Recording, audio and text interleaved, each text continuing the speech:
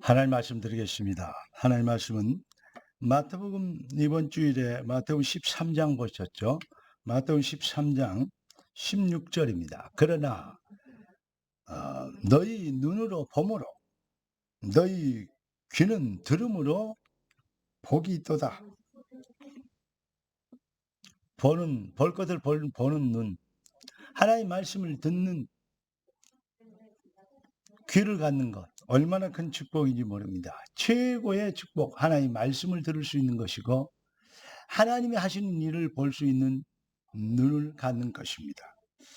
자, 오늘 이번 주일의 메시지가 뭐였죠? 복 있는 사람의 누림입니다. 자, 이번 주일에 복 있는 사람의 누림인 이 축복을 가지고 우리는 승리하도록, 증인되도록 하나님 우리를 부르셨습니다. 기도하고 말씀 받겠습니다. 존귀하신 주께서 우리 함께 계신 감사합니다. 그리스도의 능력과 권능을 나타내는 그리스도의 권세와 그 말씀 성취의 역사를 이룰 증인되도록 주님 주의 자녀들을 축복하여 주신 것을 믿습니다. 주의 뜻이 하늘에서 이룬 것이 땅에서 이루어지도록 성령과 말씀으로 충만하게 하여 주옵소서. 우리 주 예수 그리스도 이름으로 기도드리옵나이다. 아멘. 인생은 하나님의 형상으로 창조되었습니다. 그렇기 때문에 하나님 누리면 완벽한 축복을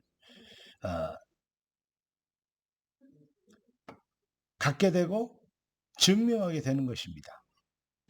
하나님 누리면 됩니다. 그런데 하나님 안 누리고 자꾸 다른 거 누리려고 그러니까, 다른 거 구하니까, 하나님 구하지 않고 다른 거 구하니까, 그래서 사실은 무능하고 실패하는 것입니다. 성경은 이렇게 얘기하고 있습니다. 오직 여호와를 앙망하는 자는 복이 있나니. 여러분, 복 있는 자 되시기를, 복 있는 자의 축복이 뭔지를 알기를 되기를 바라고, 그 축복을 누리는 능력자 되길 우리 주 예수 그리스도 이름으로 축복합니다. 여러분, 하나님을 누리면,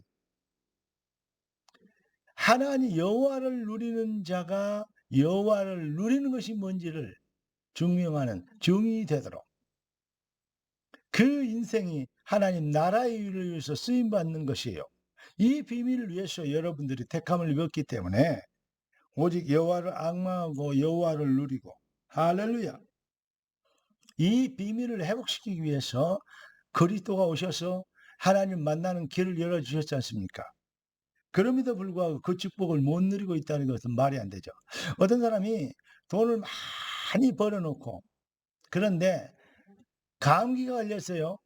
그런데 감기 약을 사 먹는 약값이 아까워서 감기 걸려서 그것이 이제 폐렴이 돼가지고 죽어버렸답니다. 돈을 엄청나게 벌어서 침대 밑에 깔고 자는데 약값이 아까워서 약을 못 사 먹고 죽었다. 그럼 그 돈이 다 누구 것입니까? 그것처럼 더 미련한 것이 없습니다. 여러분, 미련한 신자가 되지 않고 주신 것들을 마음껏 누릴 수 있는 능력자가 되는 것, 정말 이 축복의 비밀을 나타낼 증인이 되는 그리스도인 되길 예수 그리스도 이름으로 축원합니다. 복 있는 자, 여러분 복을 받으려고 몸부림치는 종교인이 아니고, 여러분 그리스도 예수 안에는 완벽한 응답을 받은, 복을 받은 복이 있는 자들입니다. 복 있는 자가 복을 누리는 건 당연한 거 아닙니까? 있는 자가 누리게 되죠. 없는 자는 못 누릴 거 아닙니까? 복 있는 자의 축복. 그래서 시편 1편에 복 있는 자는 악인의 꾀를 쫓아 죄인의 길에 앉지 아니고 오만한 자의 자리에 앉지 아니하며 오직 여호와의 말씀을, 여호와의 율법을 주야로 묵상하는 자다 그랬어요. 무슨 말입니까? 하나님의 말씀이 들려오는, 말씀이 무엇인지를 깨닫는, 아는 지혜를 갖는 것, 얼마나 복 있는지 모릅니다. 이 복, 여러분의 복 되길 하나님 말씀이 깨달아지고 말씀이 들려오는 은혜 가운데 강하게 되길 예수 그리스도 이름으로 축복합니다. 두 번째, 예수님이 가르치신 복이 있죠. 심령이 가난한 자는 복이 있나니, 의에 줄이고 목마른 자는 복이 있나니, 긍휼히 여긴 자는 복이 있나니. 여러분, 하나님의 말씀을 사모하고 주의 은혜를 구하고 주의 능력을 구하는, 내 능력, 내 힘을 가지고 내 증거를 가지고 하나님을 위해서 사는 것이 아니, 하나님이 은혜로 주신 것들을 하나님의 영광을 위해서 쓰는, 완전 다르죠. 교만한 자의 이 종교인의 헌신과 그리스도인의 이 복음 실현 차이가 많은 것입니다. 사랑하는 성도 여러분, 오늘 이번 주일에 마태복음 13장에 복 있는 자의 비유를 말씀하십니다. 어떤 사람은 씨앗을 뿌렸는데 그 씨가 길가에 떨어지고 가시덤불에 떨어지죠. 여러분, 돌밭에 떨어지죠. 결국은 열매를 맺지 못합니다. 그러나 옥토에 떨어지면 열매를 맺게 되죠. 왜 비유로 말씀하냐 그랬더니, 깨닫는 자들이, 깨닫지 못할 자들이 깨달으면 안 되기 때문에, 다시 말하면 깨닫는 자들을, 하나님의 음성을 복받기로 작정한 복 있는 자가 깨닫게 하도록, 여러분의 귀는, 여러분의 마음과 생각은 복 있는 자이십니까? 여러분 복 있는 자로 초대되고 복 있는 자로 지명되고 복 있는 자로 하나님 앞에 이 인도받게 된 걸 축복하고 축하합니다. 사랑하는 성도 여러분, 하나님께 복을 받는 자가 어떻게 되냐? 성경은 이렇게 밭에 감추인 보화 얘기도 하고, 진주장사, 진주를 찾은 진주장사 얘기도 합니다. 그리고 씨 뿌린 자의 얘기도 하고, 누룩 얘기도 하고, 또 뭔 얘기도 하셨습니까? 13장에? 그렇습니다. 겨자씨 얘기도 합니다. 생명 있는 자, 생명의 역사는 반드시 일어납니다. 복음의 역사, 성령의 역사는 반드시, 전도자의 축복은 반드시 나타나는 열매로 나타나게 된 것입니다. 이 축복의 비밀을 깨닫는 자, 그건 예수 잘 믿는 사람이 하는 것이고, 우리하고는 관계없는 것이고, 그렇다고 복을 받는 것도 아닌 것 같고, 막 이렇게 자기 중심으로 생각하죠. 그게 이제 죽도록 헌신할 필요가 있겠느냐? 진주를 발견했다고 보화를 발견한 밭, 하나님 앞에 정말로 우리가 그렇게 이 더운 날,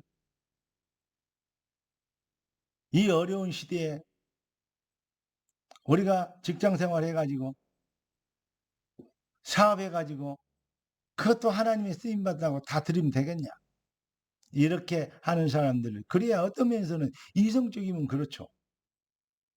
어떤 면에서는 당연한 수학적, 산수적 계산은 당연한 것인지도 모릅니다. 그러나 하나님은 그렇게 얘기 안 하십니다. 진주를 발견했냐 물어보십니다. 부활을 발견했냐 얘기하십니다. 우리를 위한 완벽한 축복과 응답이 되는, 복음 실현이 되는 응답과 축복 안에서 모든 가난 저주의 세력이 먼저 꺾이는 거죠. 먼저 그의 나라와 그의 일을 구하라. 그리하면 이 모든 것을 너에게 더하시리라. 이 완벽한 축복, 불신자들이나 종교인들은 절대 깨달을 수 없도록, 그러니까 비유로만 말씀하시죠. 깨닫지 못하도록, 여러분은 깨닫는 은혜를 받게 된 걸 축복하고 축하하고, 여러분 깨닫는 은혜 가운데서 강하게 되기를 예수 그리스도로 축원합니다. 그리스도 예수 안에, 주 안에 있는 여러분들은 복 있는 자들입니다. 그리고 여러분들은 진짜 복이 무엇인지를 증명하는 증인입니다. 복 있는 자로 복을 증명하는 능력자가 되도록, 복음 실현에 진짜 영권 있는 누림, 이 비밀 속에 강하게 되길 우리 주 예수 그리스도 이름으로 축복합니다. 기도하겠습니다. 존귀하신 주께서 우리 함께 계신 걸 감사합니다. 능력의 주님, 주의 뜻을 이루도록 성령과 능력과 권능과 근확신으로 주의 말씀으로 주의 백성들에게 넘치게 하심으로 범사의 승리자가 되게 하옵소서. 우리 주 예수 그리스도 이름으로 기도드립니다. 아멘.